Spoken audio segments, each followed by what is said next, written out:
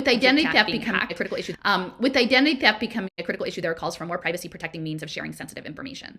So this is the story that is being told. That in order to verify yourself and only provide limited amounts of information, we will create a zero knowledge proof that's simply like, do you have this verification that I'm looking for? And this is intrinsically linked to this idea of electronic government, rights and privileges, and how we navigate the built environment that is increasingly mediated and gatekept by sensors and circuits. And so this is part of the whole Flow Life. This is the importance of the Flow Life series, is this idea of smart housing is starting to dig into what does it mean when things like locks, things like smart appliances, things like automobiles, things like, just public transportation begin to have yes or no statements of verification attached to them, right? And so if someday something comes up and you need a credential showing that you have proven yourself to be a good citizen in some way, whatever that behavior is, something probably aligned to a United Nations Sustainable Development Goal, to access the grocery store.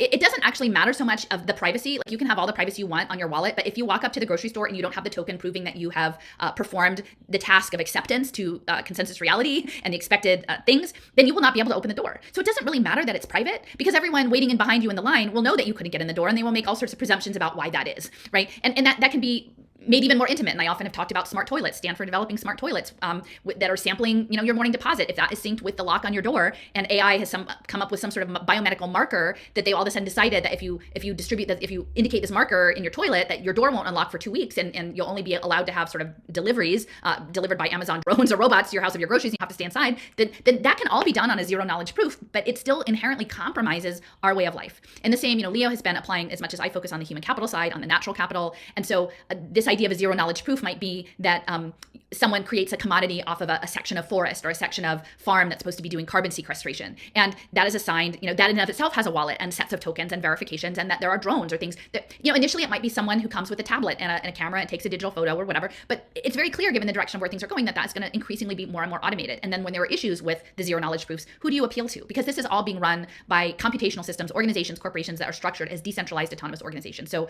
this idea of that if you that it shouldn't be centralized. Nothing should be centralized. Everything should be decentralized. But when there's a problem, where do you actually go to address the problem? And so this is why I keep really hammering home. We have to move beyond the crypto conversation into the understanding the Web3 smart contracts. We have to understand the deontic logic proofs. We need to understand what it means to live in a world run by math as creative, soulful beings, right? We have to understand what it means. Increasingly, I'm looking at frequency and oscillations, because that is part of the morphogenesis and the guiding systems. And so what will it mean if we agree to allow the world to be overlain with these unseen frequencies in various spectra, optical? I was just listening to a crazy lecture the last couple days from another Stanford professor, and it makes so much sense that Lewis Terman, the first president of Stanford, was part of the Human Betterment Project, like a total eugenicist, interested in genius in psychology. So this idea of steering us towards some sort of Superman program, like the Ubermensch, the Nazis, it wasn't just Germany, guys. It was really deeply embedded in the U.S. consciousness of this optimization metric, right? And so this professor at Stanford was working with optogenetics, which is something,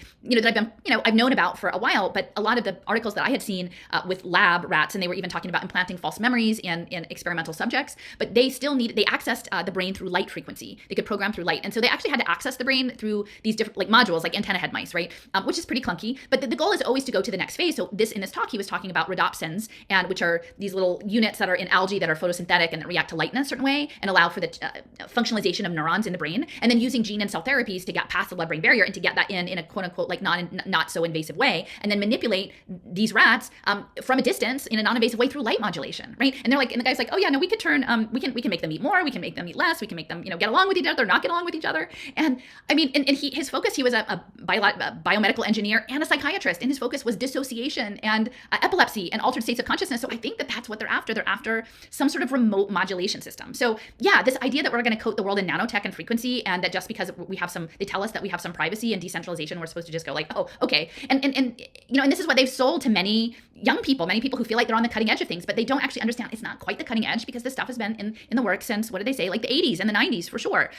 So it's not quite cutting edge, but they needed to get into place to tell the story. And so in fact, one of these commenters actually referenced the Green Pill podcast. And, that guy is at the center working with Block Science and Michael Zargam on building the outside-in robot, on building it. And as much as they want to tell you that it's some sort of cool progressive thing, or you can make a lot of money and do good in the world and all this stuff, it's not that. We really have to come to terms with what it means to live in a world run by logic, run by logic and not by human experience.